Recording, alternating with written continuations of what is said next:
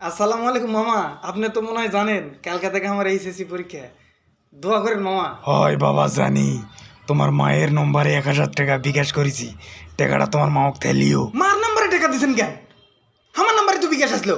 এই টাকা আমি আর জীবনে তুলে পারবো? মার নাম্বারে টাকা দিছেন কেন? আমাকে আর জীবনে এই টাকাটা দিবে না। হ্যালো খালা, আমার এই নাম্বারে কিন্তু বিকাশ, রকেট, লগদ তা মানে বল।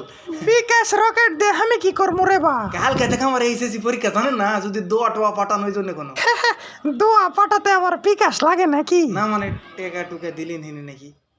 শোনো, টাকা দিলে কিন্তু মার নম্বরে যেন দিও না, আমার এই নম্বরে দিও। মার টাকা দিলে কিন্তু ওই টাকা তোলাই যাবে না গো।